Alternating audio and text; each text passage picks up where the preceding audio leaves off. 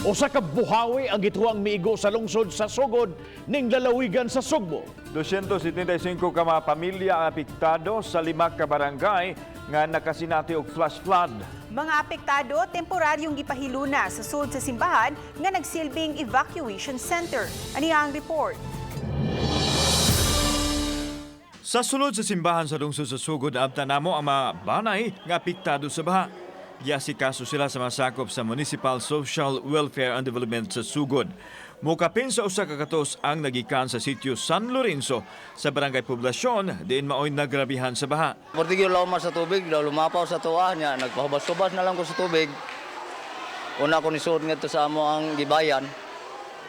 Pag abot na ko nga to, pag abli na ko nga to sa bayan namo, portigyong gubaa sa suod. Nga rin may tabok nga to dritso, kay naman ditong murag bakilid-bakilid niya, na itaas nga bahay nga away, ato away bongbong.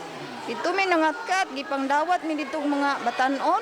Gisubay namo ang dapit diin dayag ang karaot nga giagian sa baha. Kini akong gibarugan mo ni ang sa padre sa sitio San Lorenzo, Barangay Poblasyon nga maoy hinungdan nga mas nagrabihan kining dapita atol sa pag-igo sa baha nga matud pa nila ang hinungdan buhawi. Kung ato makita ang kining mga balay diri o kining nasa atbang lakip ni sila sa nahugno human giigo sa naghaguros nga tubig. Kining duha ka balay nagbarog pa man apan gamay tayog lang daw mahapla na human maagi sa tubig. Akong bata, akong asawa, naglaw sa baboy. Naatlan man nga, diri ang niuwan man. Mo ni baha, bulog, hapit ilama, anod gabi. Tabang na. Samtang sa silingang barangay sa Damulog, nakuhaan og video sa mga tao ang paglawom sa tubig hangtod sa pagbulog nini gahapon sa sayong gabi. Usa ang pamilya ni Federico Medalye ang nabahaan nga among naabtan nga ng limpyo silang balay. Naglutaw ang ilahang mga butang ug nangamatay usab ang ilahang mga binuhing manok.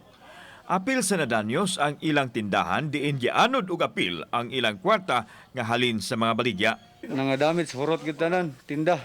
Mga kwarta halin, hurot. Kanong wa ninyo na si Abli man sir, nangaratol naman gini. Kaya ang tubig, perting kalit gayo.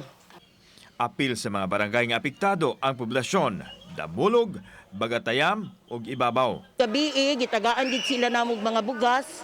Nya dayon kanang para sa ilang panghapon kay naanod man gid ilang mga gamit. Then kanang tagaan sila mga assistant sa ilang pang karunsad morning. Base sa assessment sa PDRRMO, way kinabuhi nga nakalas sa panghitabo ug gisusi usab nila ang danyos nga gimugna sa nasenating katalagman. Kauban si Cleofer Lumayag, ako si Alan Domingo. Balitang Bisdak.